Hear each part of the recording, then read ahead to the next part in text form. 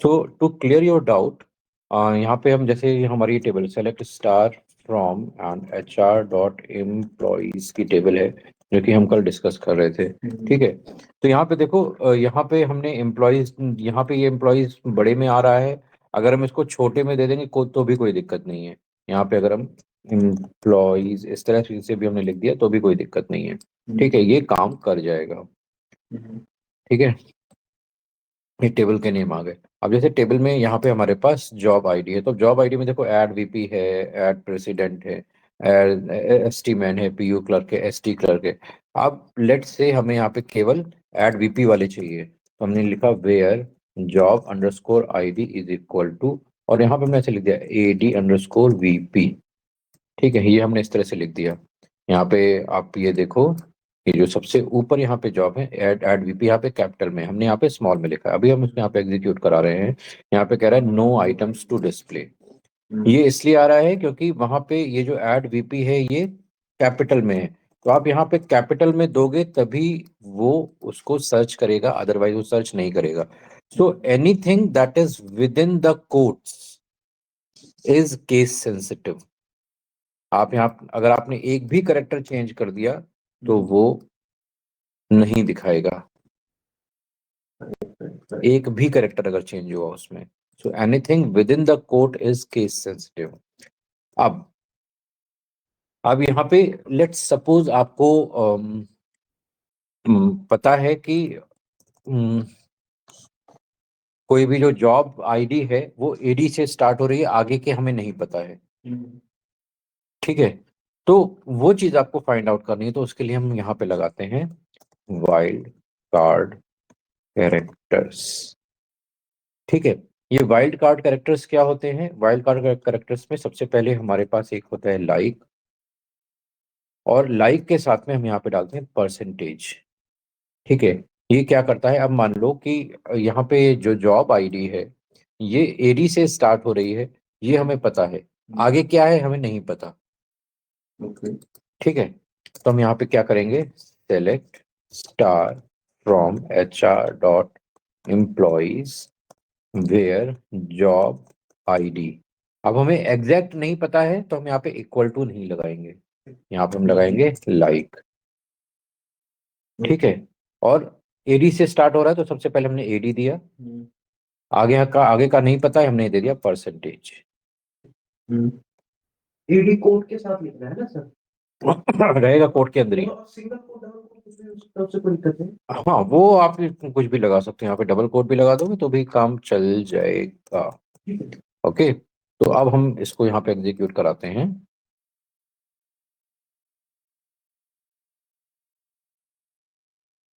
Oracle है ये, single ही लगेगा, ये ओरेकल है, इसमें सिंगल ही लगेगा।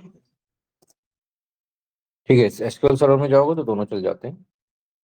ठीक है, तो अब देखो यहाँ पे जितने भी AD से जितने भी स्टार्ट हो रहे हैं, AD assistant, AD president, AD VP, AD VP, जितने भी AD से स्टार्ट हो रहे हैं वो सारे यहाँ पे आ गए।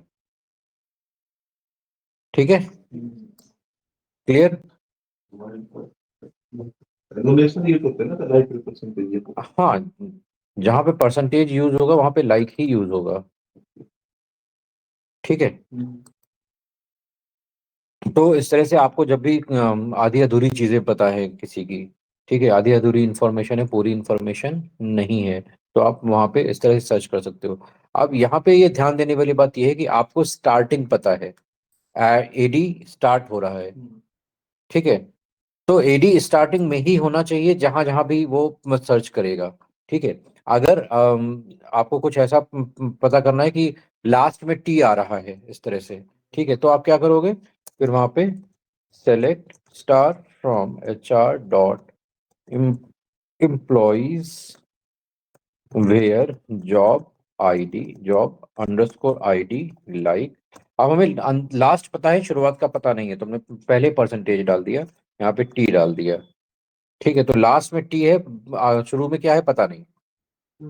ठीक है, तो जैसे भी आप यहाँ पे देखोगे उसी हिसाब से वो यहाँ पे आएगा। तो यहाँ पे देखो अकाउंटेंट का सर आ गया, असिस्टेंट आ गया। ठीक है,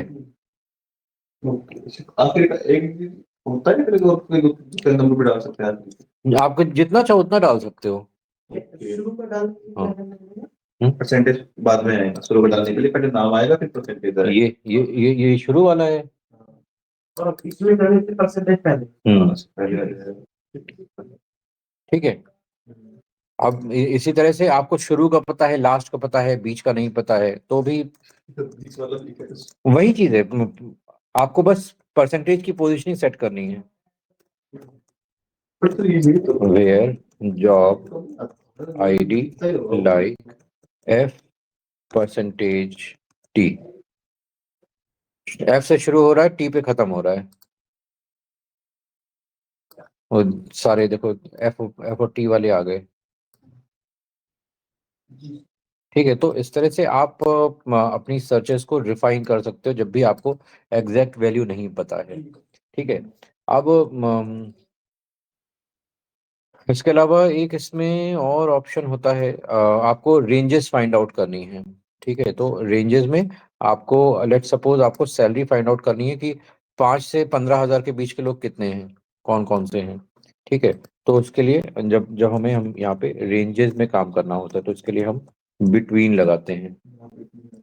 ठीक है, तो select star from HR dot employees where salary between. ठीक है, अब हमें सपोज 5 हज़ार से और 10 हज़ार के बीच का चाहिए। ठीक है, तो हमने ये यहाँ पे डाल दिया।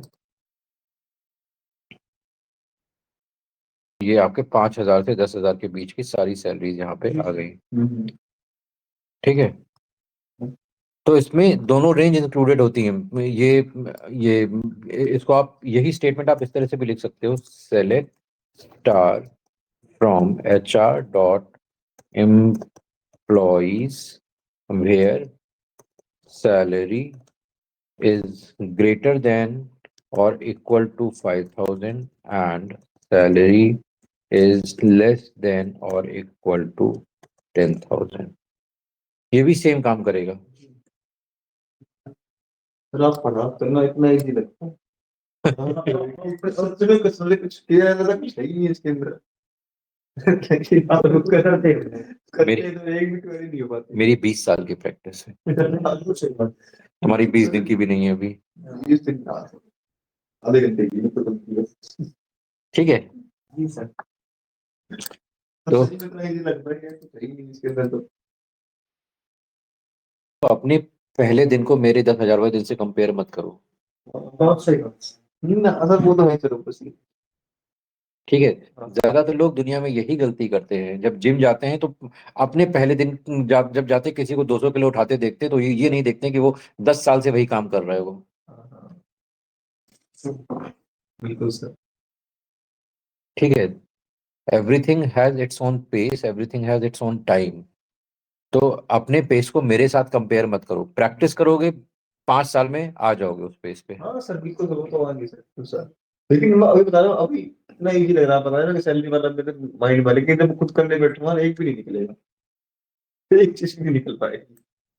नहीं, ये आपके साथ नहीं होता, और भी जो स्टूडेंट्स हैं मेरे पास आते हैं वो कहते हैं सर एरर आ रही है, एरर आ रही है। इसी प्लेटफॉर्म पे कहते हैं सर इसमें एरर बहुत आती है। मैं करता हूँ एक बार में रिजल्ट आ जाता है। रीजन कि मुझे पता है कि कहाँ पे क्या चीजें लगेंगी। आप अंदाजे से लगा रहे हो, मैं कॉन्फिडेंस से लगा रहा हूँ। हाँ सर वही करेगा प्रैक्टिस एक, लेकिन इस चीज को 10,000 बार करते हैं ना तो अभी ऐसा लग रहा है जैसे हमारे लिए एबीसीडी लिखना है।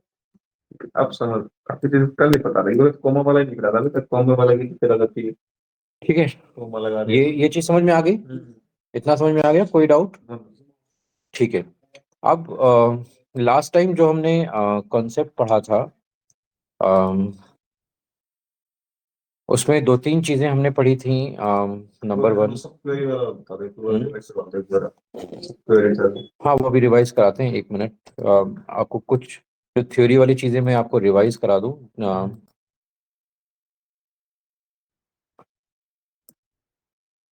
तो लास्ट टाइम जो हमने पढ़ा था उसमें कुछ हमने कंसेप्ट पढ़े थे। उसमें हमने पढ़ा था कंस्ट्रेंट्स, याद है?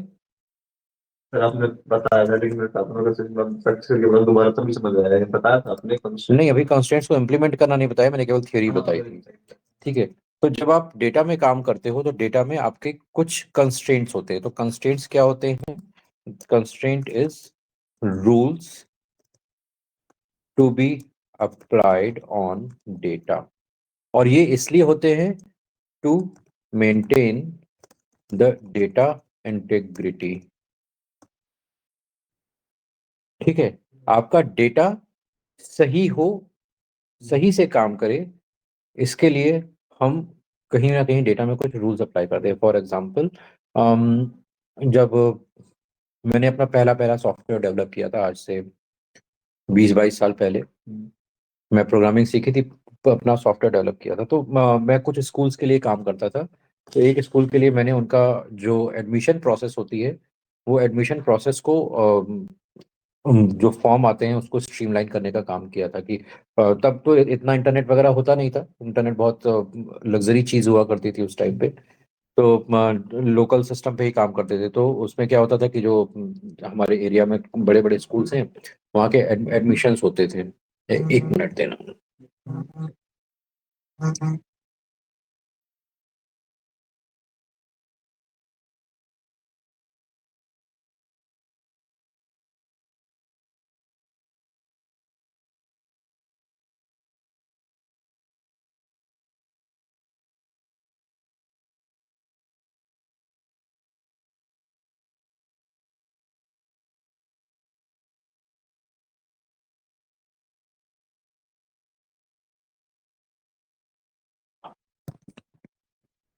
हाँ, तो मैंने उनके लिए जो जो सिस्टम डेवलप किया, तो जैसे फॉर्म आए उनके पास, तो फॉर्म में डेट ऑफ बर्थ भरी जा रही थी। ठीक है, अब किसी ने मतलब उसी टाइम पे फीडबैक दिया कि वो उन्होंने अलग अलग स्कूल्स के लिए फॉर्म भरे थे। तो जिसमें वहाँ पे जुगल देवी था, बीएनएसडी था। तो अलग अलग स्कूल्स में वो फॉर्म सबमिट करके आए थे, और वहाँ पे भी वही डेट लिखी थी उन्होंने, और वो डेट गलत थी।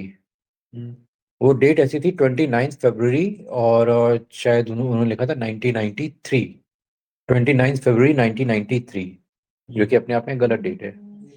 1993 में 29 फरवरी नहीं हो सकती।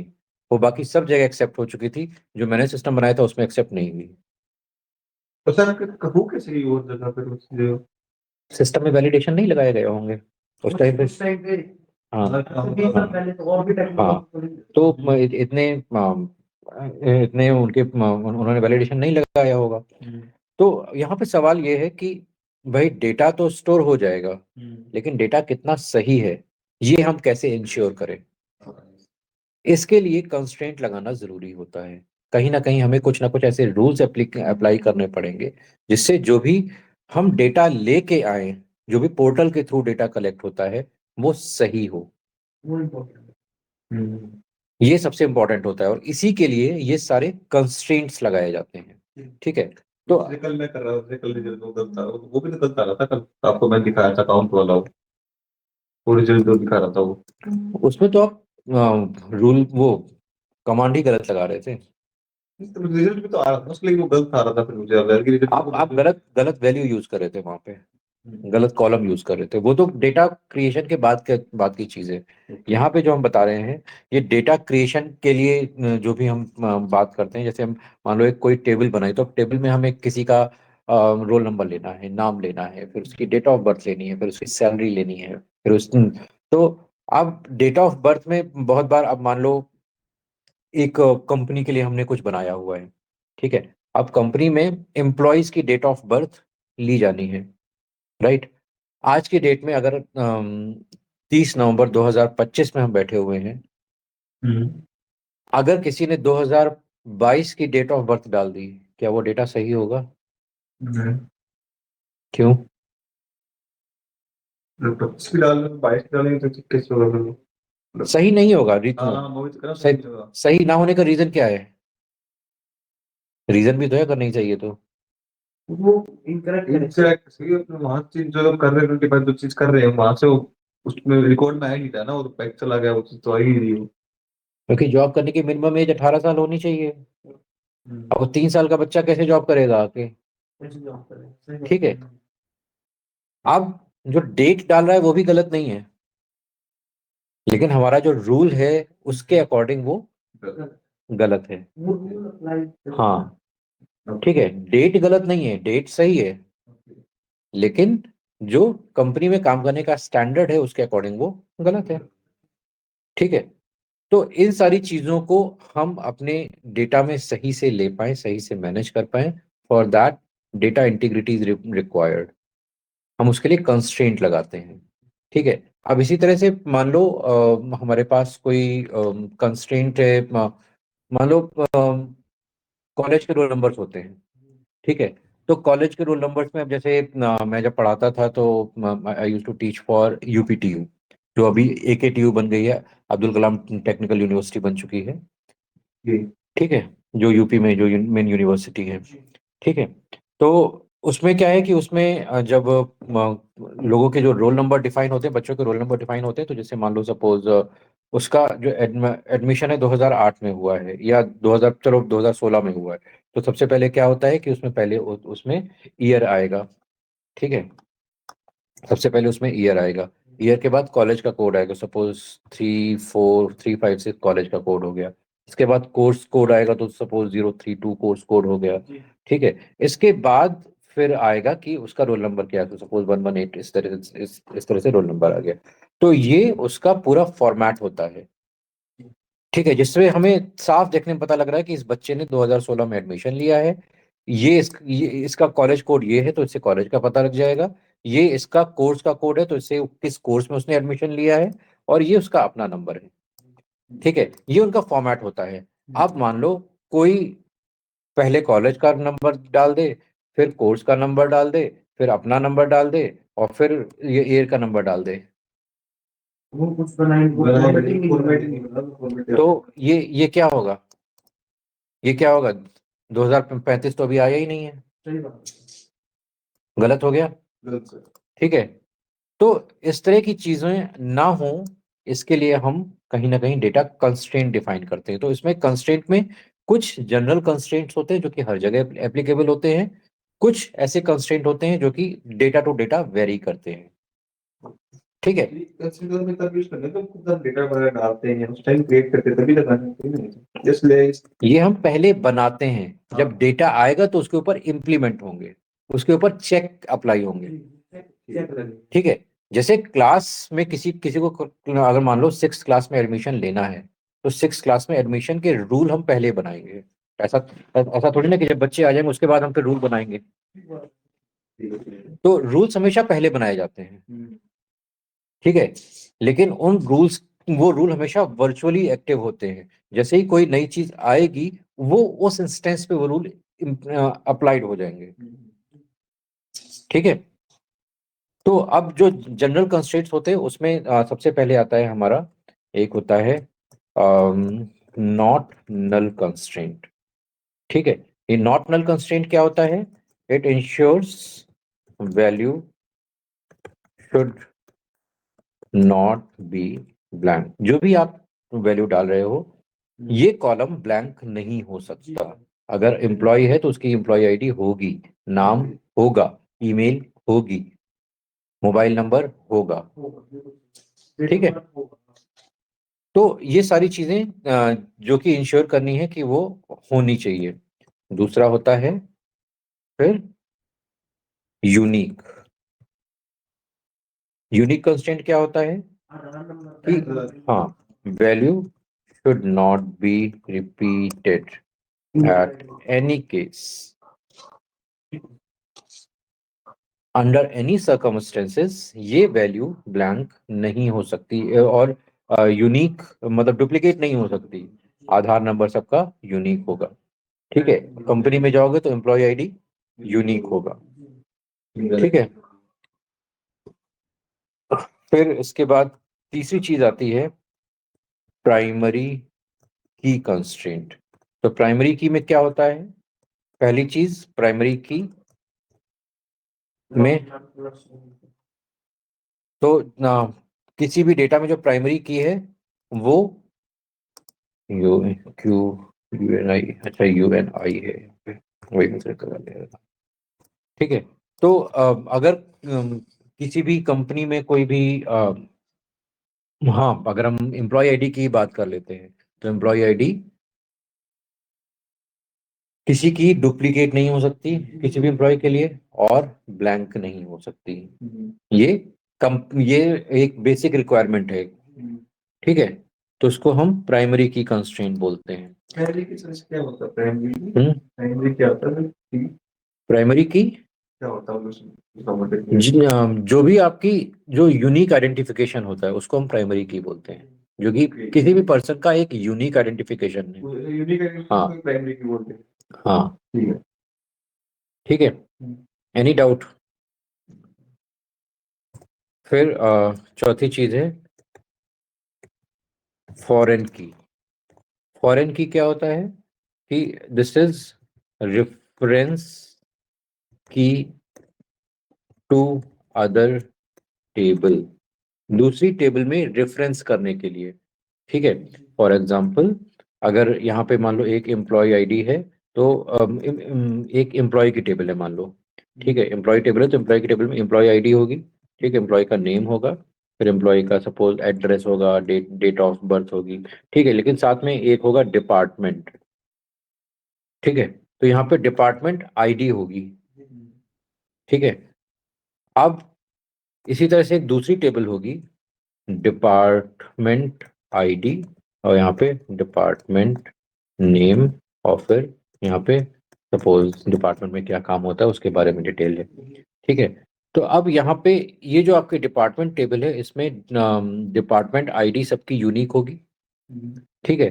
मान लो 10 डिपार्टमेंट है तो यहाँ पे 10 एंट्रीज होंगी, ठीक है। लेकिन एम्प्लॉय आईडी में तो आपके पास 1000 एम्प्लॉय हैं, ठीक है। वो किसी ना किसी डिपार्टमेंट में काम कर रहे होंगे, तो डिपार्टमेंट आईडी यहाँ पे डुप्लीकेट होगी, ठीक है। समझ गए? तो डिपार्टमेंट टेबल के लिए जो ये डिपार्टमेंट आईडी है ये यूनिक की है, ठीक है। यूनिक की है, प्राइमरी की है। बेसिकली डिपार्टमेंट टेबल के लिए जो डिपार्टमेंट आईडी है ये आपकी प्राइमरी की होगी। इससे इस की से हर डिपार्टमेंट की अलग एक आइडेंटिटी होगी, ठीक है। लेकिन यहाँ पे ये जो आपके पास ये डिपार्टमेंट आईडी है, ये डिपार्टमेंट आईडी यहाँ पे फॉरेन की का काम करेगी, ठीक है। ये डिपार्टमेंट आईडी फॉरेन की का काम करेगी, क्लियर है?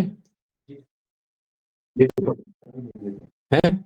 बिल्कुल नहीं आता है, दोबारा मतलब जैसे um, हमने प्राइमरी की आपने बताया था, प्राइमरी की तो दोबारा वो चीज तो हो ही नहीं सकती ना। एक मिनट। एक वो यूनिक क्यों होगा? मान लो यहाँ पे एक हमारे पास टेबल है जहाँ पे डिपार्टमेंट आईडी है, फिर डिपार्टमेंट नेम है, और यहाँ पे कुछ भी है, टेक्स्ट है, कुछ भी, ठीक है। लेट्स से यहाँ पे डिपार्टमेंट है D001, ये है सेल्स डिपार्टमेंट D002, ये है कॉलिंग डिपार्टमेंट D003, ये है ऑपरेशंस D004, ये है let's say relations then D005, ये है आईटी, फिर D006, ये है HR, ठीक है।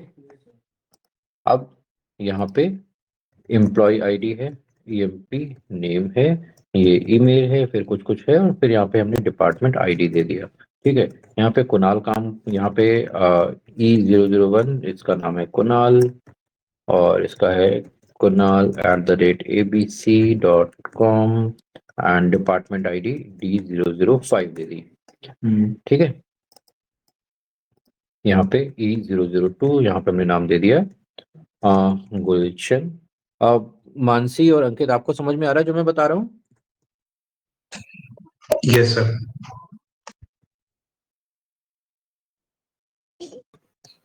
Yes sir. ओके। फिर E003 हमने यहाँ पे दिया, और फिर हमने यहाँ पे दे दिया मानसी, एंड मानसी@abc.com, और ये D003 में काम करे। फिर E004 दे दिया, और यहाँ पे है अंकित, है अंकित@abc.com ने दे दिया, और यहाँ पे हमने दिया D002। लेट्स से इस तरह से हमारे पास यहाँ पे 40-50 एम्प्लॉयज का डेटा है, ठीक है। अब यहाँ पे अगर आप देखोगे तो ये हमारे पास डिपार्टमेंट की टेबल है, ठीक है। इस डिपार्टमेंट की टेबल में ये जो डिपार्टमेंट आईडी है ये आपकी प्राइमरी की बन जाएगी, ये प्राइमरी की। और जब यहाँ पे प्राइमरी की है तो यहाँ पे एक डिपार्टमेंट के लिए एक ही एंट्री होगी, ठीक है। अब यहाँ पे मान लो आपके पास 20 डिपार्टमेंट और आ गए, सॉरी 20 एम्प्लॉय और आ गए, तो कहीं ना कहीं अब यहाँ पे ये D001 में काम करेगा, D02 में काम कर रहा होगा, D004 में काम कर रहा होगा, D006 में काम कर रहा होगा, D002 में काम कर रहा होगा। इस तरह से यहाँ पे डिपार्टमेंट इसके आते जाएंगे, ठीक है। अब अगर हमें चाहिए कि ये सपोज कुणाल है, ये कौन से डिपार्टमेंट में काम कर रहा है वो हमें नाम चाहिए, तो हमें क्या करना पड़ेगा? अगर एक्सेल के केस में देखोगे तो हमें क्या करना पड़ेगा? सिंपली हम यहाँ से क्या करेंगे, हम यहाँ से वी लुकअप लगाएंगे, ठीक है। इसमें हम यहाँ से ये लुकअप वैल्यू उठाएंगे, यहाँ से हमने इन दोनों को लिया और यहाँ पे हमने 2 ले लिया और 0, ठीक है। तो पता लग गया कि ये कुणाल आईटी में काम कर रहा है और ये यहाँ पे काम कर रहा है, ये काम कर रहा है, ठीक है। तो ये हमने किस बेस पे किया? क्योंकि ये जो डिपार्टमेंट आईडी है ये यहाँ पे इस प्राइमरी की से कनेक्टेड है, ठीक है। तो इस टेबल में ये प्राइमरी की है, लेकिन यहाँ पे इस टेबल में डिपार्टमेंट आईडी फॉरेन की बन गई है, ठीक है। फॉरेन की मतलब ये डेटा, इसका ओरिजिनल सोर्स कहीं और है, ठीक है। हिंदुस्तान में फॉरेन किसको बोलते हैं? जिसका जिसका ओरिजिनल सोर्स इंडिया से कहीं बाहर का है, राइट। तो वैसे यहाँ पे जो डिपार्टमेंट आईडी है ये क्या है, इसका सोर्स कोई और टेबल में है, ठीक है। वहां पे हम जाएंगे, हाँ कनेक्ट करती हो, ऐसा भी कर सकते हैं सर। हाँ, दो टेबल्स को कनेक्ट करने का काम कर रही ना। और जो दोनों की जो सिमिलर वैल्यू उसको फॉर्मूला की बोलते हैं। हाँ, ठीक है। तो अब ये जो फॉरेन की है ये एक टेबल में एक से ज्यादा भी हो सकती हैं, जरूरी नहीं कि एक ही फॉरेन की हो। प्राइमरी की हर टेबल में एक ही होगी, प्राइमरी की हर टेबल में एक ही होगी, लेकिन फॉरेन की हर टेबल में एक से ज्यादा भी हो सकती हैं, ठीक है। तो जब भी हमें एक टेबल से दूसरे टेबल में डेटा लेके आना हो तो हम वहाँ पे प्राइमरी की और फॉरेन की वाला कॉन्सेप्ट यूज करते हैं, उसके थ्रू हम वैल्यूज को कनेक्ट करते हैं। दूसरी चीज, जब ये यहाँ पे इसके साथ में कनेक्ट होगी, वो कनेक्शन हमें क्रिएट करना पड़ता है। वो जब क्रिएट करेंगे तब देखेंगे कि हम कैसे वो कनेक्शन क्रिएट करते हैं। अभी हम इसको ज्वाइनिंग के लिए यूज करेंगे, ठीक है। तो यहाँ पे ये जरूरी कि यहाँ पे वही डिपार्टमेंट आईडी हो जो यहाँ पे एग्जिस्ट कर रही हो, ठीक है। अब अगर हम यहाँ पे D007 डालते हैं तो ये इनवैलिड डिपार्टमेंट आईडी है, क्योंकि इसके करस्पॉन्डिंग यहाँ पे कोई भी वैल्यू अवेलेबल नहीं है, ठीक है। तो ये अब यहाँ पे इसने हैश हमें दे दिया, ठीक है, क्योंकि इसके उसके करस्पॉन्डिंग यहाँ पे और कोई वैल्यू नहीं है। तो ये कनेक्शन कैसे क्रिएट करेंगे ये भी हम देखेंगे कि हम आपस में टेबल्स को कैसे कनेक्ट करते हैं। वो डेटा को हाँ, ठीक है। ये फॉरेन की वाला कंसेप्ट समझ में आ गया सर? इसमें प्राइमरी की क्या रहेगी हमारी? किसमें? अगर हम यही डेटा यूज करते हैं, कंसिडर करते हैं, तो हम इसमें प्राइमरी की किसको, एम्प्लॉय आईडी को कंसिडर करेंगे? हाँ, या नाम? एम्प्लॉय आईडी यहाँ पे प्राइमरी की होगी। हाँ, क्योंकि ये यूनिक और नॉन नल होगी। नाम तो हाँ हो सकता है कि सेम हो भी जाए। हाँ, ठीक है। हाँ जी। और कोई doubt Mansi? Sir email ID को भी हम प्राइमरी की मान सकते हैं, क्योंकि ईमेल आईडी भी तो सबकी अलग अलग होगी। आइडियली हम मान सकते हैं, लेकिन जनरली वो चीज़ प्रेफर नहीं की जाती है इजी वे कि हो। हम क्योंकि हर कंपनी के अपने अलग अलग स्टैंडर्ड्स होते हैं, तो स्टैंडर्ड के बेस पे वो अपनी जो जो भी एम्प्लॉय आईडी है उसी बेस पे वो डिफाइन करते हैं, उसी बेस पे उसकी सारी करेक्टरिस्टिक्स होती हैं। ईमेल आईडी तो अब जैसे मान लो डुप्लीकेट हुई तो जैसे नहीं, डुप्लीकेट के चांसेस होते हैं। अब जैसे मान लो अंकित नाम है, बहुत कॉमन नाम है, मानसी नाम है, बहुत कॉमन नाम है। अब किसी किसी कंपनी में 10-15 हजार एम्प्लॉय काम कर रहे हैं, तो उसमें उसमें 5-6 अंकित भी हो सकते हैं ना। तो हर जगह अगर अंकित @abc.com देंगे तो नहीं होगा ना। तो पहला अंकित आया उसको तो अंकित @ABC मिल जाएगा, लेकिन दूसरा आएगा तो उसको अंकित 1 मिलेगा, फिर अंकित 2 मिलेगा, फिर अंकित 3 मिलेगा। हाँ तो वो तो सेम तो नहीं ना, सेम तो नहीं ना। जो एम्प्लॉय आईडी है वो सेम नहीं, जो ईमेल आईडी जो इंटरनेट दी जाएगी वो सेम नहीं हो सकती, वो भी सेम नहीं हो सकती। ठीक है, तो इसीलिए बहुत सारी कंपनी ये भी करती हैं कि अब जैसे अब जैसे मान लो अंकित नाम यहाँ पे दोबारा रिपीट हो गया, तो क्या करेंगे, अंकित E005 @abc.com, हाँ ये कर दिया। ये कर देंगे वो। हाँ ठीक है, ये बहुत सारी कंपनी में करते हैं। हाँ वो तो सब करेगी, तो सेम तो नहीं हुई ना सब टाइम में। एम्प्लॉय आईडी सेम नहीं करते हैं, लेकिन जनरेट भी हो हाँ, सकती है वो चलो। वो डुप्लीकेट सिस्टम ही अलाउ नहीं करेगा, वो हाँ। उस तरह से कंस्ट्रेंट होंगे उसमें। जैसे प्राइमरी की प्रोसेस आप मान सकते हो उसको, उसमें कोई दिक्कत वाली बात नहीं है, मान सकते हो। बड़ी जनरल प्रैक्टिस है। हम्म अच्छा मान लो इंटरव्यू वगैरह को डेफिनेशन पूछे तो क्या क्या बताएं इसकी डेफिनेशन। क्या primary key? Primary care primary key definition है simply, it is not null and it is unique, okay that's it. Okay foreign key के फॉरेन की is used to make the connection with other tables, other tables primary की दूसरी table की primary की के साथ connect करता है, दैट्स इट। ओके अब ये डुप्लीकेट हो सकती है, फॉरेन की डुप्लीकेट हो सकती है। ओके ओके ठीक है, कोई डाउट इसमें, समझ में आ गया अंकित? Yes, कोई sir. Doubt? No sir, clear. तो इस तरह से आप अपने डेटा की इंटीग्रिटी को डिफाइन कर सकते हो। ये जो 4-5 इसमें एक दो और आते हैं, लेकिन वो ज़्यादा यूज नहीं होते हैं इसमें। जैसे एक इंडेक्स वाला होता है, तो इंडेक्स होता है बेसिकली सर्चिंग को बेटर बेटर बनाने के लिए, सर्चिंग एल्गोरिदम को बेटर बनाने के लिए इंडेक्स यूज होता है। तो उसमें बेसिकली क्या करते हैं कि जैसे एक पार्ट के डेटा को या एक सेक्शन के डेटा को उन्होंने एक साथ स्पेसिफाई कर दिया। ठीक है, अब जब डेटा में सर्च परफॉर्म होगी तो क्योंकि डेटा बहुत बड़ा बड़ा होता है, ठीक है, अगर आप लाइव डेटा पे जाओगे या बैंकिंग डेटा पे जाओगे तो वहाँ पे क्या होता है कि वहाँ पे हर मिनट सैकड़ों ट्रांजेक्शन्स हो रहे होते हैं। ठीक है, अगर आप गूगल के प्लेटफॉर्म पे सर्चिंग करने जाओगे तो वहाँ पे हर सेकंड सैकड़ों सर्चेस परफॉर्म हो रही होती हैं। ठीक है, तो वहाँ पे डेटा बहुत ज़्यादा बड़ा होता है, तो अगर उस बड़े डेटा में आप कोई भी छोटी छोटी सी चीज़ सर्च करने जाओगे तो क्या होगा, नॉर्मल वे में बहुत टाइम लेगा। ठीक है, अगर आप लीनियर सर्च परफॉर्म करोगे तो दो तरह की सर्च होती है, एक लीनियर सर्च होती है, एक बाइनरी सर्च होती है। तो लीनियर सर्च अगर परफॉर्म करोगे तो वो बहुत ज़्यादा टाइम लेगा डेटा को सर्च करने में।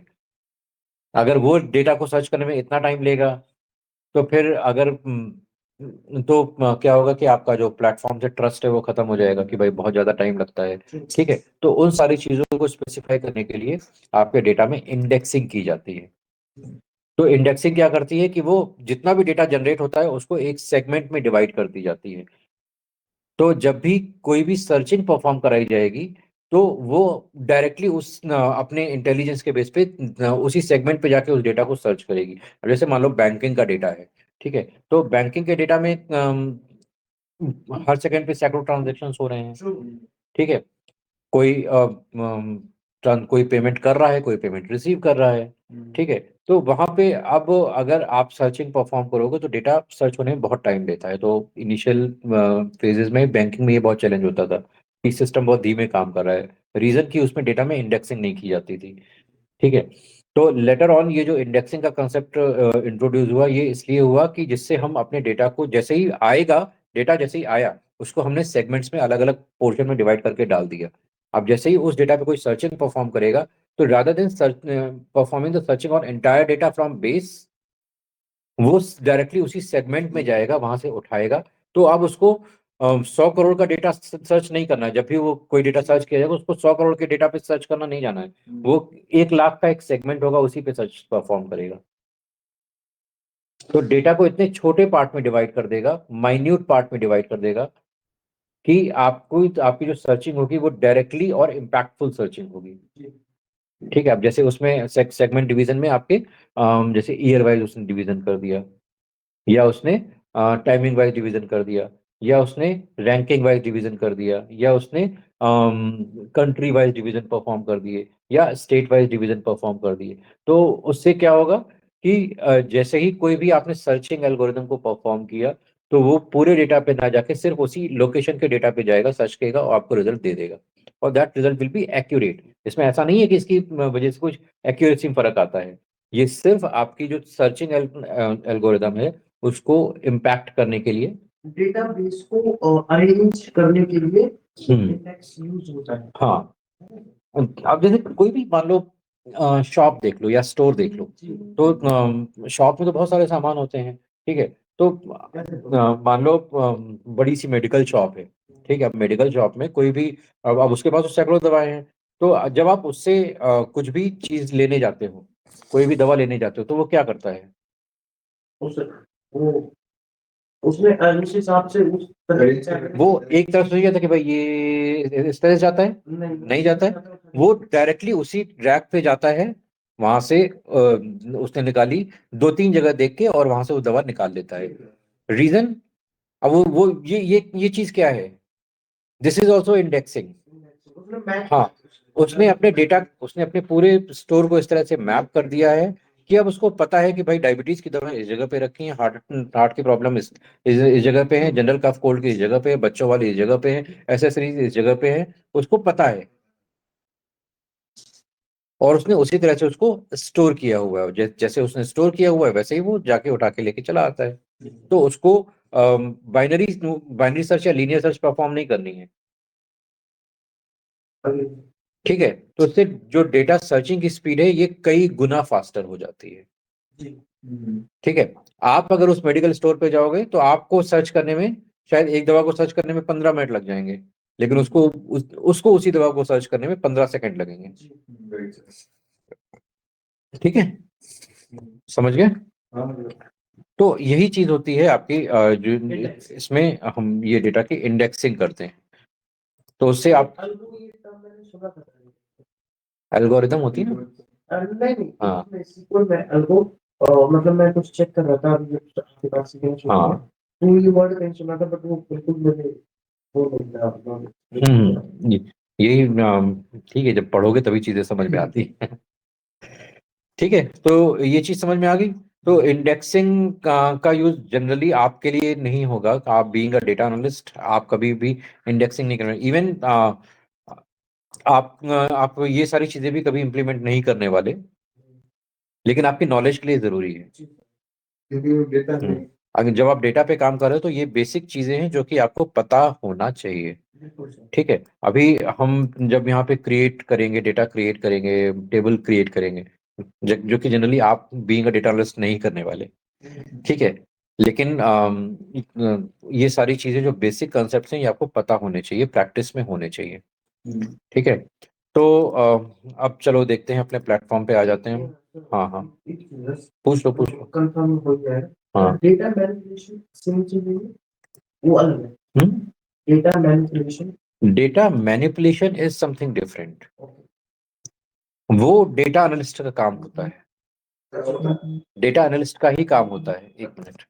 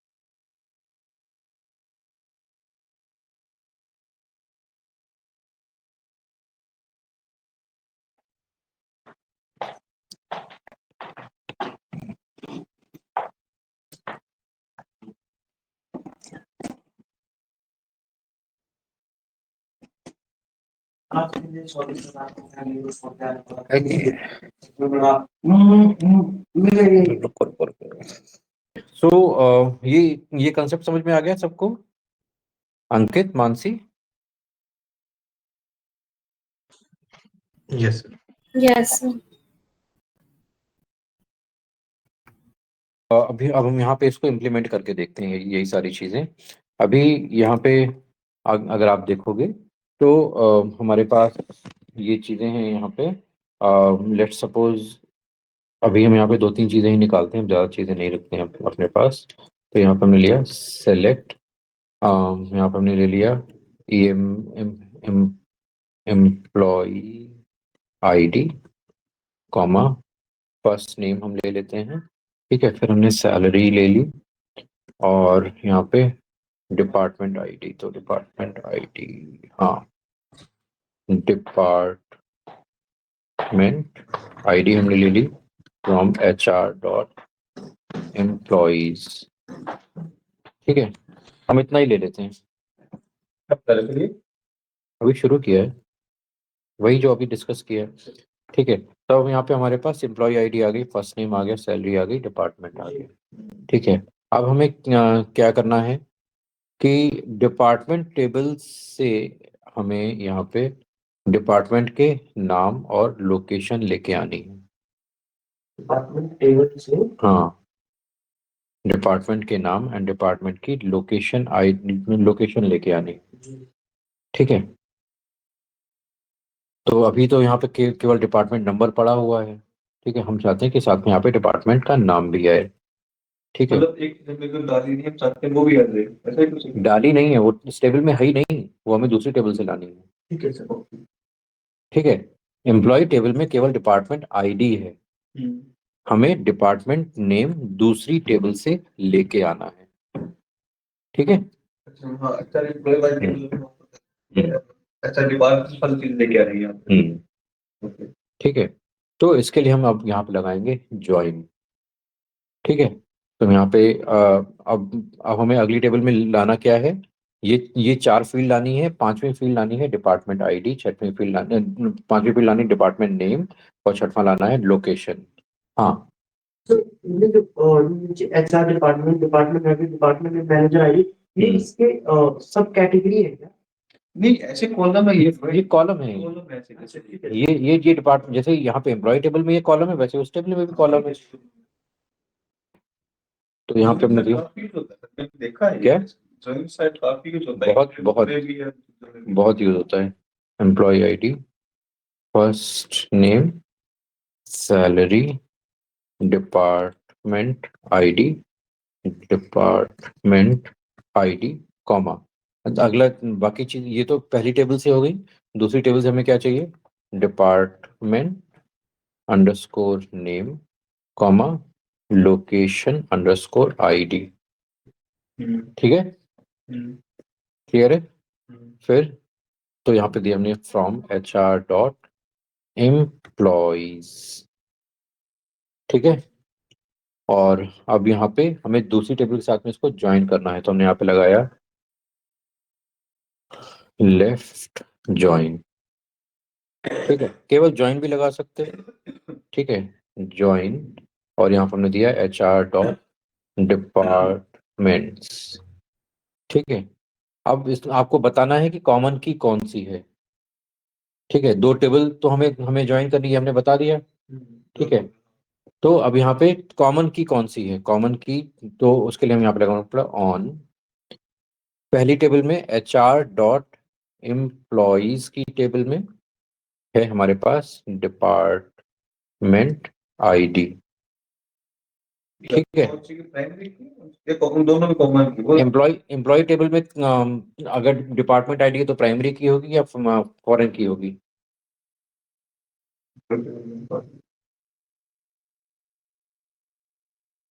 डिपार्टमेंट आईडी से प्राइमरी की होगी ना? एम्प्लॉय टेबल में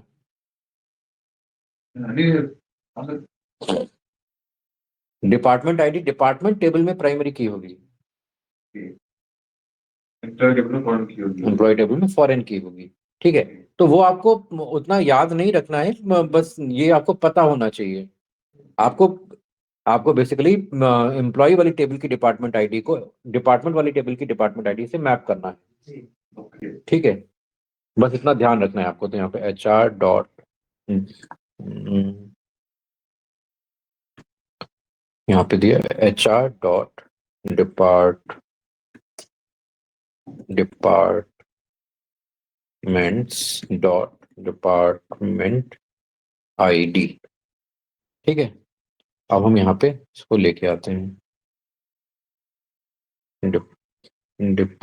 अच्छा, इसमें ज्यादातर जो इस गलती आती है वो स्पेलिंग की अक्सर आती है। क्या है? एस एस है सर, डिपार्टमेंट। नहीं नहीं, उसमें देखो सैलरी के बराबर में डिपार्टमेंट करती है, DP R डबल लगा हुआ है।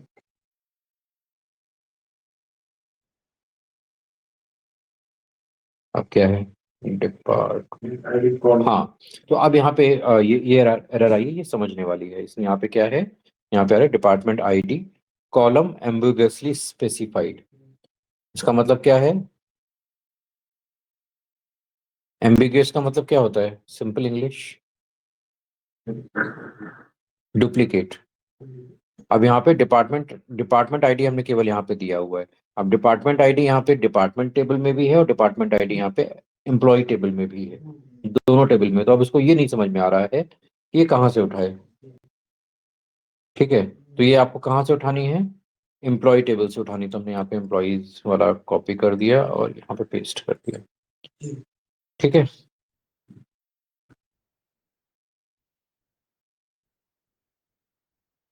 देखो यहाँ पे इसने डिपार्टमेंट आईडी के साथ में अगेंस्ट में डिपार्टमेंट नेम और लोकेशन हमें यहाँ पे दे दी। ठीक है अंकित, कोई क्वेश्चन है आपका? हाँ हाँ सर, तो थोड़ा सा कंफ्यूज हो गया था मैं सेकंड लाइन पे। तो मैं अभी अभी फिर से बता रहा हूँ। अभी अभी बहुत सारे चेंजेस होंगे। अभी अभी क्वेरी बहुत बड़ी बड़ी दिख रही है, उसको थोड़ा सा सिंप्लीफाई करेंगे, अभी परेशान ना हो। ठीक है सर, बस एक बार रिपीट कर दीजिएगा जब आप हाँ हाँ, तो इतना समझ में आ गया। हमने केवल किया क्या है, यहाँ पे पहली टेबल है जो एम्प्लॉय वाली टेबल है, उससे हमने ये चारों चीजें ले ली हैं। ठीक है, इसके बाद ये दोनों चीजें हमने ले ली हैं डिपार्टमेंट टेबल से। ठीक है, फिर हम अब ये दोनों हैं एम्प्लॉय टेबल से और डिपार्टमेंट टेबल से, तो हमने दोनों के बीच में हमने यहाँ पे ज्वाइन लगा दिया है। ठीक है, और यहाँ पे हमने बताया है कि कौन सी हमारी कॉमन की है दोनों में। तो यहाँ पे एम्प्लॉय टेबल से डिपार्टमेंट की है और यहाँ पे डिपार्टमेंट टेबल से डिपार्टमेंट आईडी है। तो ये फॉरेन की हो गई ना सर, मतलब। ये फॉरेन की है, ये प्राइमरी की है। ठीक है, इससे कुछ फर्क पड़ता है तो मामला में फर्क पड़ता है। बिल्कुल बिल्कुल फर्क पड़ेगा। क्यों फर्क क्यों नहीं पड़ेगा? ठीक है, अब फर्क फर्क क्यों पड़ेगा? अब देखो, लेट से हम यहाँ पे अम, अभी हमने यहाँ पे HR.employees वाली डिपार्टमेंट आईडी डाली थी। अब लेट सपोज हम यहाँ पे ये वाली डिपार्टमेंट आईडी डाल देते rather than the employee table department की, तो क्या होगा?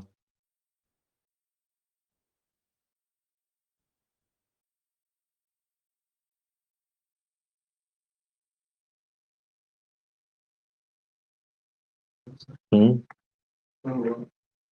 इसमें एग्जैक्टली अभी इसमें कोई फर्क नहीं आया है, छोटी टेबल है इसलिए।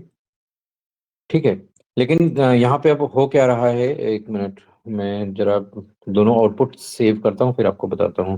मैं सिंपल से समझा तो इसके रिगार्डिंग की दोनों में जो टेबल हमें सेम लेकर उन दोनों का नाम लेके डाल दो।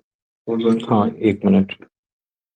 यहाँ पे आप इसको रिजल्ट रिजल्ट को डाउनलोड भी कर सकते हो। तो यहाँ पे CSV में हम इसको हम डाउनलोड कर लेते हैं।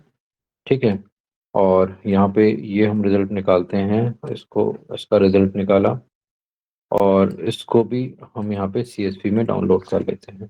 ठीक है, let's go to that CSV area. ठीक है, ये दोनों एक्सपोर्ट हम यहाँ पे ओपन कर लेते हैं।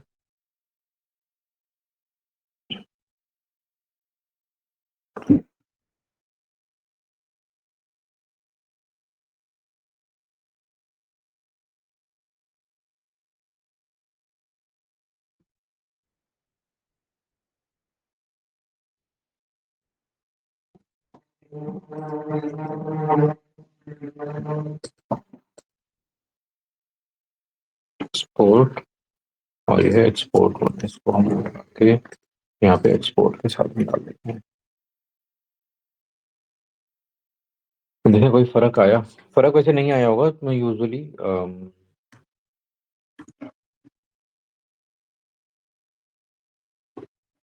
ये वैल्यू इक्वल टू ये वैल्यू।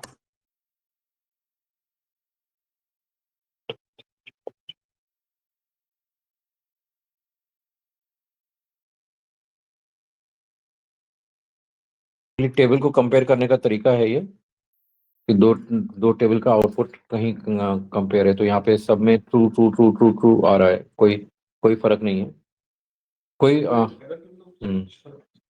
नहीं इसमें यहाँ पे अभी कोई फर्क दिखाई नहीं देगा, क्योंकि ये छोटी टेबल है और यहाँ पे हमने अभी कोई कॉम्प्लिकेशन नहीं लगाया है।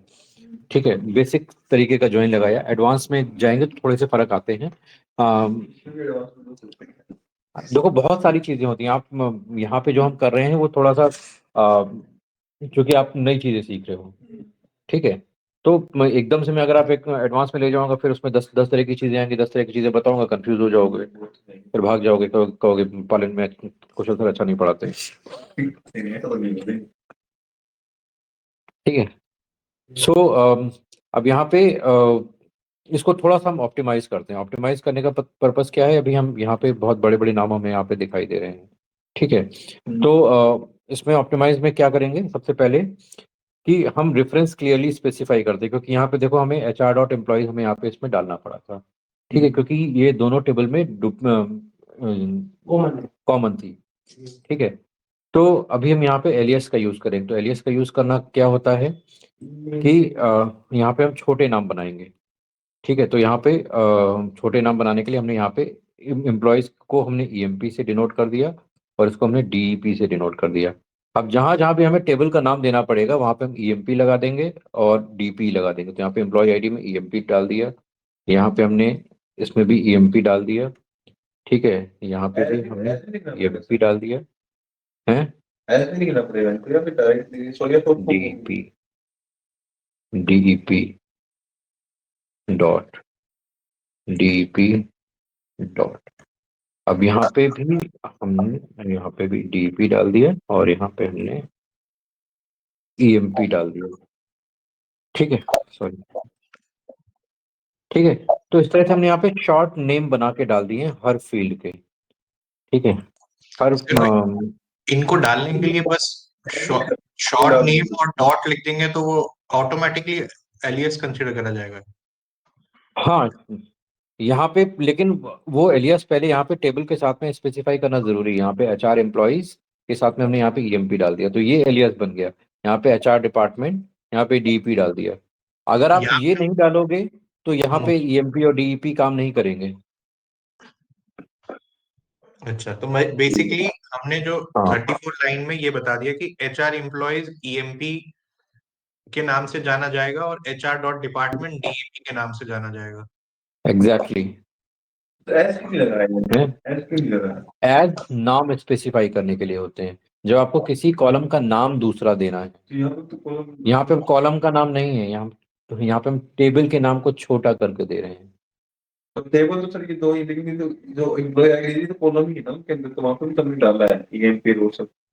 ये रेफर कर रहा है कि ये जो एम्प्लॉय आईडी है ये EMP टेबल में है, फर्स्ट नेम है ये EMP टेबल में है, सैलरी है ये EMP टेबल में है।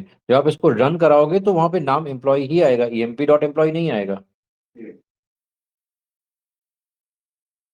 देख रहे हो कहीं पे EMP या DEP नहीं आ रहा है। टेबल का नाम क्यों नहीं बोल रहा है? तो टेबल का नाम हम छोटा कर रहे हैं क्योंकि बहुत बार आएगा। यहाँ पे तो ये डेमो डेटा है तो छोटे छोटे नाम देख रहे हैं, बहुत बार आता है, बहुत बड़े बड़े नाम होते हैं टेबल्स के, ठीक है, तो यहाँ पे बस आप अपने कन्वीनियंस के लिए उस नाम को छोटा कर रहे हो। जैसे आपके घर का नाम होता है, घर का नाम छोटा होता है ना, बाहर भले ही कितना भी वीरेंद्र सिंह, वीरेंद्र नाथ चट्टोपाध्याय इस तरह से नाम लेते हैं, लेकिन लेकिन जब कॉलेज में जाएगा, ऑफिस में जाओगे तो उसको चट्टू ही बुलाओगे ना, हाँ सर बिल्कुल सर बिल्कुल। है। हाँ हाँ बिल्कुल। तो वही है, यहाँ पे हम उसी टेंडेंसी को यूज कर रहे हैं। तो हमने याद है कि मेरा कोई कॉलम वहां पे लगाने का उसको समझ लेते, तो यहाँ पे डाल दिया हमने। अब कॉलम के रिगार्डिंग जो है वो डालने से बेनिफिट हुआ क्या सर यहाँ पे? यहाँ से टेबल में क्या benefit हुआ? नहीं, टेबल में कोई बेनिफिट नहीं होगा, ये बस एक रेफरेंस के लिए एक जनरल स्टैंडर्ड प्रैक्टिस होती है। जब आप अभी यहाँ पे छोटी सी क्वेरी देख रहे हो, हम्म, आगे बढ़ोगे और भी जाओगे तो आप और भी टेबल्स आएंगे, वहाँ पे चार पांच पांच टेबल हम एक साथ कनेक्ट करते हैं। ठीक है, तो बड़ी क्वेरी हो जाएगी, तो आप कौन सी फील्ड कौन से टेबल से बिलोंग कर रही है, हम्म, ये आप, चलो अब आप उस पर लगातार काम करो तो आपको याद भी रहेगा। मान लो किसी किसी और ने वो क्वेरी देखी तो वो नहीं समझ पाएगा। तो इसलिए एक स्टैंडर्ड प्रैक्टिस जो बनाई जाती है, जिसको हम अच्छी प्रोग्रामिंग प्रैक्टिस बोलते हैं, उसके लिए क्या ये हमेशा रिकमेंड होता है कि फील्ड के नेम के साथ में आप टेबल का नेम जरूर स्पेसिफाई करो।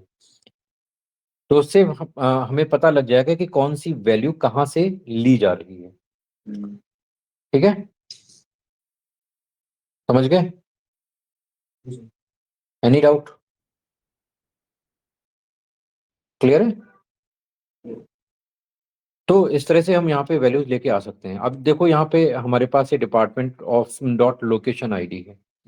ठीक है, यहाँ पे भी लोकेशन का नाम नहीं आ रहा है, तो हमें लोकेशन का नाम चाहिए, तो हम इसको लोकेशन टेबल से रेफर करेंगे। तो यहाँ पे ये हमारे पास लोकेशन टेबल है। ठीक है, अब लोकेशन टेबल में हमारे पास लोकेशन आईडी है, सिटी है, स्टेट है, ये सारी चीजें हैं। तो हम यहाँ चाहते हैं कि अब हमें यहाँ पे सिटी भी मिल जाए। ठीक है, तो हम लोकेशन आईडी से हम सिटी भी लेके आएंगे इसी क्वेरी में। तो यहाँ पे अब हम तीसरी टेबल को ज्वाइन कर रहे हैं। फिर दोनों लगाना पड़ेगा, फिर ठीक है, तो सेलेक्ट emp डॉट, पूरा यही कॉपी कर लेते हैं। ठीक है, हम्म, मैं लिख लेता हूँ तो आपको ज़्यादा समझ में आएगा। ठीक है, तो पहले हम टेबल ले लेते हैं, कौन कौन सी टेबल है हमारे पास। एक टेबल पहली है, फ्रॉम हमने लिया, HR डॉट एम्प्लॉय टेबल है सबसे पहले तो। ठीक है, ये EMP है, इसको अभी तक हमने ज्वाइन किया था HR डॉट डिपार्टमेंट्स से, जो कि जिसको हमने DEP से रेफर कर लिया। ठीक है, इसको हमने हमने इसको हमने ज्वाइन किया on EMP dot department underscore ID is equal to DEP dot department underscore ID। ठीक है, अब इसके बाद हम डिपार्टमेंट आईडी को फिर से ज्वाइन, हम डिपार्टमेंट टेबल की डिपार्टमेंट आईडी को, सॉरी, डिपार्टमेंट टेबल में जो लोकेशन आईडी है वो वहां पे फॉरेन की है, उसको हम लोकेशन टेबल से की प्राइमरी की से ज्वाइन करने जा रहे हैं। ठीक है, ध्यान रखने वाली चीज है। तो यहाँ पे अब हम क्या करेंगे, फिर से हमने यहाँ पे ज्वाइन लगाया। ज्वाइन क्या है, लो HR डॉट लोकेशंस, इसको हमने LOC नाम दे दिया, और इसको हम ज्वाइन कर रहे हैं ऑन। अब इसमें ऑन क्या होगा, DEP dot location ID is equal to LOC dot location ID। ठीक है, तो बेसिकली कर क्या रहे हैं, पहले हमने एम्प्लॉय टेबल को डिपार्टमेंट से ज्वाइन किया, फिर डिपार्टमेंट को हम लोकेशन से ज्वाइन कर रहे हैं। समझ गए? तीन टेबल को हम ज्वाइन कर रहे हैं। अब यहाँ पे नहीं लिख सर, लेते हैं। एक चीज हाँ समझ बोल, नहीं आई इसमें, हमने LOC कहीं भी मेंशन नहीं किया, डायरेक्ट हमने ऑन वाले स्टेटमेंट में डाल दिया। तो हमने पहले यहाँ LOC यहाँ पे नाम, यहाँ पे वो यहाँ पे ऑटो करेक्ट आ जाता है ना, तो यहाँ पे मैंने LOC डाला था, LOC का लोकेशन ID कन्वर्ट हो गया था वो। ओके, ठीक है, तो यहाँ पे हमने दिया एम्प्लॉय, अब सारी वैल्यू डाल देते हैं। Employee ID EMP dot first underscore name, comma EMP dot salary, comma EMP dot department underscore ID। ये EMP वाली टेबल हो गई। ठीक है, यहाँ पे देखो ऑटो करेक्ट में 2 बार EMP आ गया। ठीक है, अब यहाँ पे दूसरी टेबल हमारे पास कौन सी है, डिपार्टमेंट आईडी। तो इसमें इसमें हम क्या लेके आ रहे हैं, DEP dot department underscore name, comma DEP dot location underscore ID। इसके बाद हम तीसरी टेबल को लेके आ रहे हैं, अपने आप आ जाता है। फिर तीसरी टेबल को हम लेके आ रहे हैं लोकेशन, LOC डॉट, फिर इसमें लेके आ रहे हैं हम सिटी। ठीक है, तीनों की जगह प्राइमरी की चीज फाइंड आउट करनी पड़ेगी, तीनों में कौन सी प्राइमरी है कौन सी वो है, वो डालना पड़ेगा, तीन जोड़ कर देंगे। फॉरेन की तो हमें देख के ही पता लग रही है, लोकेशन आईडी है। ठीक है, आपको अब जब ये ज्वाइन करोगे तो इतना नहीं सोचना है, आपको सिर्फ सोचना है कॉमन की। दोनों टेबल में कॉमन फील्ड कौन सी है, प्राइमरी की, मतलब अगर प्राइमरी की फॉरेन की समझ में। कॉमन नेम कौन सा है, हाँ, कौन सा कॉमन है, कॉमन लगता है। यूजुअली जो अच्छे डेटाबेस स्टैंडर्ड डेटा प्रैक्टिसेस बनाई जाती हैं तो उसमें जो फॉरेन की हैं और जो प्राइमरी की हैं उनके नाम एक रखे जाते हैं, तो हाँ, जिससे आपको मैचिंग में आसानी हो। हाँ जी। इन केस अगर ऐसा नहीं होता है, नाम चेंज होता है, तो आपको थोड़ा सा उसमें मेहनत करनी पड़ेगी सर्च करने में। और सर जो अच्छी कंपनी और जो है, हाँ, और वो इवन कि आपको इतना ज्यादा सर्च न करना पड़े, हम्म, उनके हर टेबल की मैपिंग शीट होती है, हाँ, कि वो देते हैं कि आपको मतलब इतना स्ट्रगल ना करना जो पड़े। स्टैंडर्ड डेटाबेस प्रैक्टिसेस होती हैं उसमें ये सारी चीजें फॉलो की जाती हैं कि वो इस तरह से सारी पहले से ही मैप करके रखेंगे कि आपको बहुत ज्यादा फॉरेन की और कॉमन की में, फॉरेन की और प्राइमरी की में दिमाग नहीं लगाना पड़ेगा। आपको सिर्फ ये सोचना है कि कॉमन नेम कौन से हैं, बस उन्हीं को उठा के ज्वाइन कर देना है। ठीक है, तो स्टैंडर्ड प्रैक्टिसेस में ये सारी चीजें बहुत फॉलो की जाती है। अब इसको यहाँ पे आप रन करा लो। जो एक ही बार लिखना होता है, कितनी बार लिखना होता है जो हम्म, जो जितनी बार जितनी बार एक नई टेबल आएगी उतनी बार आपको ज्वाइन लिखना पड़ेगा। ये करना पड़ता है, अगर एक पेयर आ गया ना भाई, माइंड स्टॉप हो जाता है, क्या करें। From keyword not found where it is accepted expected, from keyword कहाँ, अच्छा यहाँ पे एक कॉमा है, एक कॉमा चाहिए था, एक कॉमा यहाँ पे चाहिए होगा।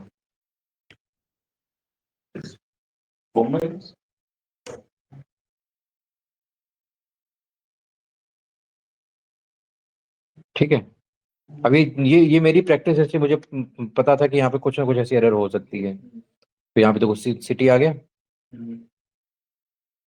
ठीक है, कोमा क्यों मैं कोमा लगा था आखिर में, एंटर कर रहे हैं तब हम्म, कोमा लगाने में तो दिया। नहीं नहीं, देखो हमने यहाँ पे आपके कन्वीनियंस के लिए इसको 3 लाइन में लिखा हुआ है।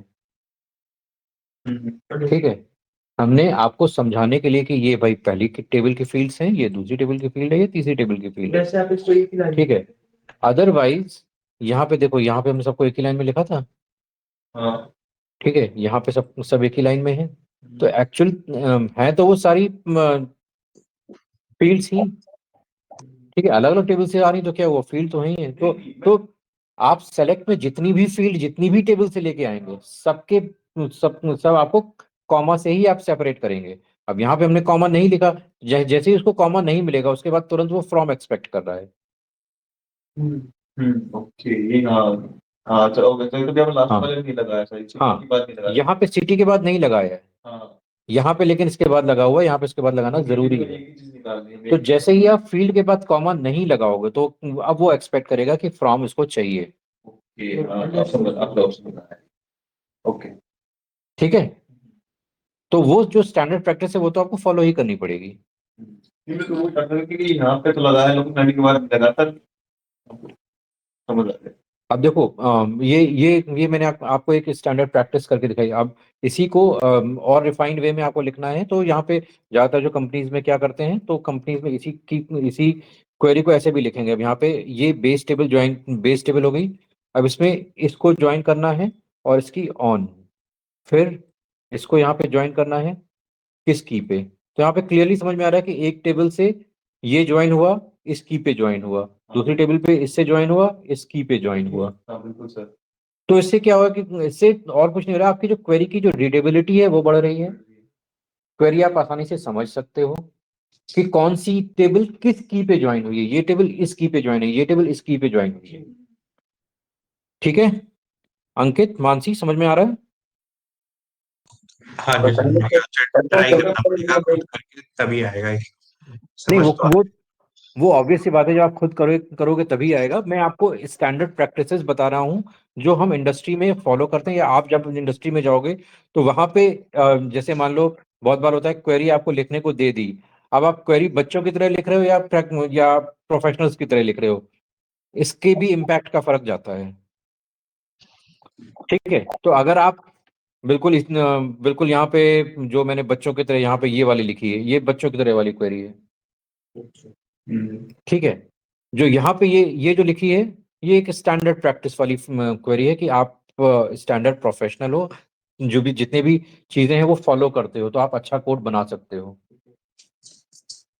ठीक है, तो वही फर्क हो जाता है और कोई फर्क नहीं है। तो ये धीरे धीरे प्रैक्टिस करोगे तो ये चीजें आ जाएंगी, इसमें कोई रॉकेट साइंस नहीं है।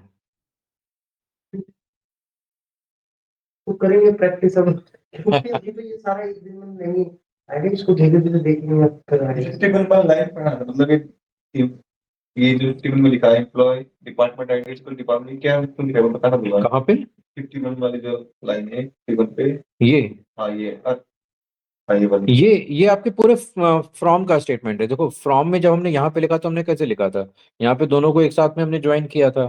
ठीक है, और इसकी ऑन हमने यहाँ पे लिख दी थी हाँ ओके कि इस की पे हमें ज्वाइन करना है। लेकिन वही चीज जब हमने यहाँ पे कर रहे हैं तो ये हमारी बेस टेबल है।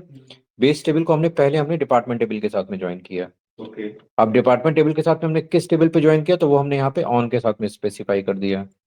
स्टेबल जो कॉल हाँ। तो हम स्पेसिफिक जो करें वो तो हमने कर दिया है। ठीक है, दूसरी टेबल हमने एचआर के साथ में ज्वाइन किया।